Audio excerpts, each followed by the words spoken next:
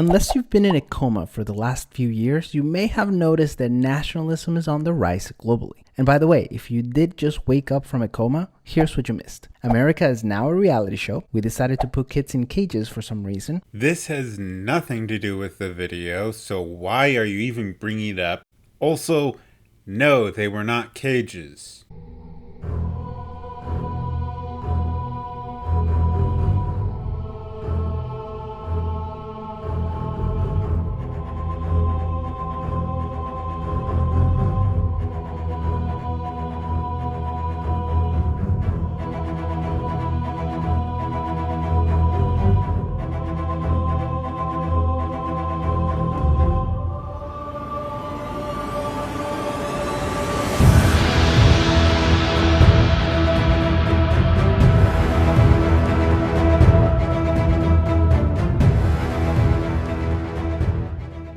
Howdy y'all, today's video is going to be on nationalism. So I'll be going through the multiple points people try to make in saying that nationalism is bad or dangerous. But before we get into that, if you guys could please help me reach my goal of 500 subscribers before the end of this year. We're getting there, but we're still a little ways away, so if you guys could please help me by sharing this video, sharing my channel, my other content with everyone you know, your friends, your family, the people who follow you, everyone. And hey, if you aren't already subscribed, please subscribe. So now that we got that out of the way, let's get on with the content.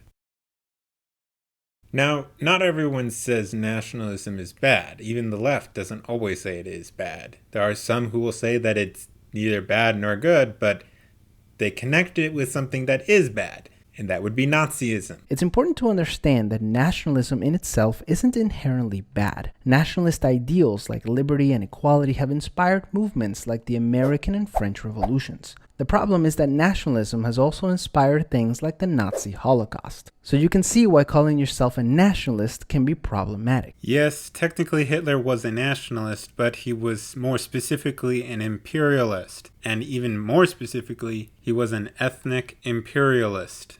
Saying he was just a nationalist is way too broad. For example, the United States is a civic nationalist country. Now, speaking specifically in current times with President Trump, they'll say something like this. Which nationalism is Trump talking about? The one that supports liberty and equality, or the one that supports genocide? It's an obvious answer that he's supporting more towards the liberty side. He's not supporting imperialism or genocide.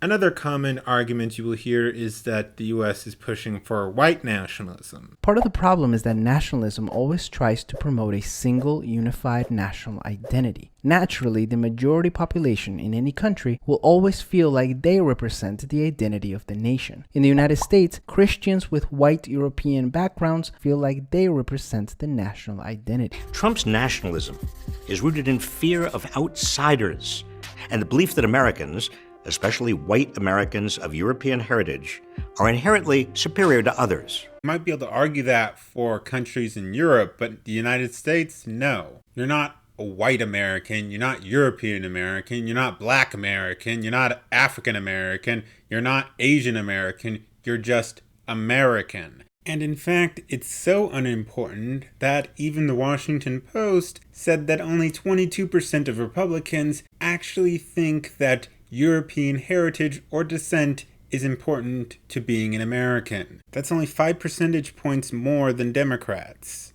And at the very highest, Trump's primary voters were at 30%, which is still predominantly everyone does not think that European heritage or descent is important to being an American. What they do think is important universally is having American citizenship and respecting American political institutions and laws. They also heavily agree on people speaking English and accepting diverse racial and religious backgrounds. So no, they don't think that you have to be white or European to be an American. People who are anti-nationalism will bring up immigration. Nationalism blasts immigrants as criminals, demands a border wall even when immigration is down, and scapegoats foreigners for our economic woes while ignoring real investments in the American people. There's nothing wrong with having a strong anti-immigration stance. For example, Japan has a strong anti-immigration stance. It's not as strong as it used to be, but it's still pretty strong. Immigrant workers in Japan make up less than 2% of the population, and 58% of Japanese are content with the current immigration numbers, while only 23% want more and 13% want fewer.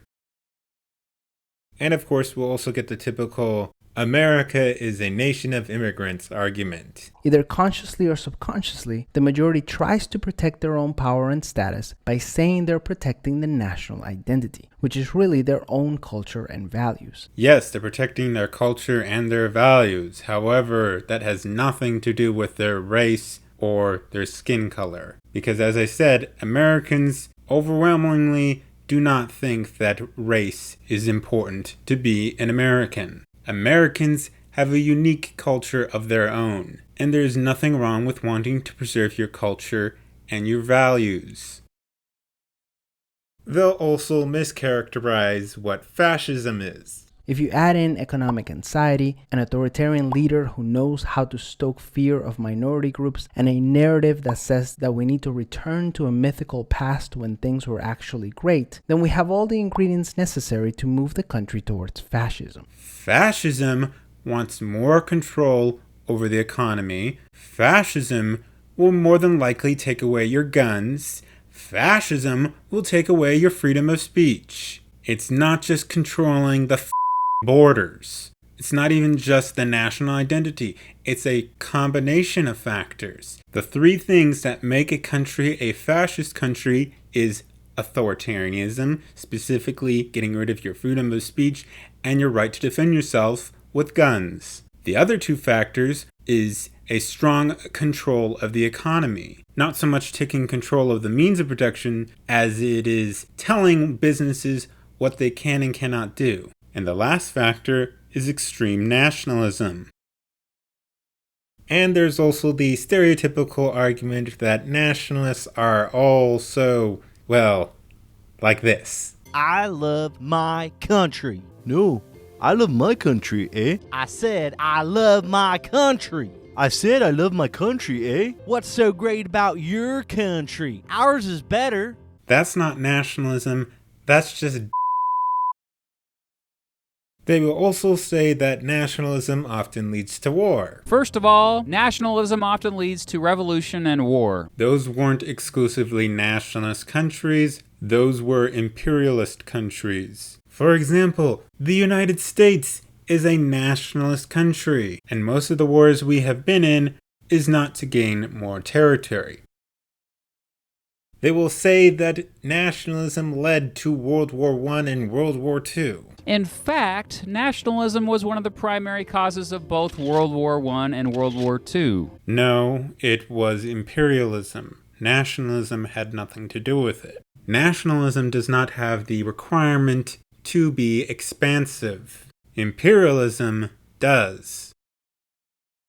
They'll say nationalism is exclusionary and that nations will not cooperate if they are just nationalist. Second, nationalism is exclusionary. Patriotism does not have to be. Nationalism creates this in-group/out-group mentality and often justifies doing whatever possible to help just one nation while ignoring, neglecting, or even hurting other nations. This automatically makes every global issue an us versus them issue. You're either with us or you're against us. Of course, it's human nature to be loyal to your family first, then neighborhood or town, and then nation. But why stop the pyramid there? You could put planet underneath that. After all, if there was an alien invasion, we'd quickly forget about the idea of nations. We'd have to unite as a species or end as a species. That'll probably never happen, so why the are you bringing that up? Plus, being a nationalist doesn't mean you aren't going to work together with other countries. It just means you put your country's interests first. They will bring up the fact that nationalism can lead to breaking the laws of other countries. it often leads to breaking laws of other countries. Patriotism does not. With nationalism, the laws of one country always supersede the laws of all other countries. It also leads to the breaking of treaties. For example, time and time again, we've seen countries break the Geneva Conventions due to nationalism. However, that's only specific kinds of nationalism that can do that, and not even always nationalism. There are other forms of governments that also do that. A patriot country can also break those laws. All in all, nationalism isn't inherently bad, nor is it inherently good. It can be used for good, and it can also be used for bad. There are good kinds of nationalism, and there are bad kinds of nationalism. And then there are some forms of nationalism that are morally gray, or at least could be said to be morally gray. Well, that's it for this video. If you liked it, please give it a like, subscribe, share it, comment down below, and tell me what you thought. Follow me on all my social media, and support my content if you really liked it. And also, don't forget to subscribe and share my video with everyone you know, because I want to hit that goal of 500 subscribers before the end of this year. So, do all that, and I'll see y'all later.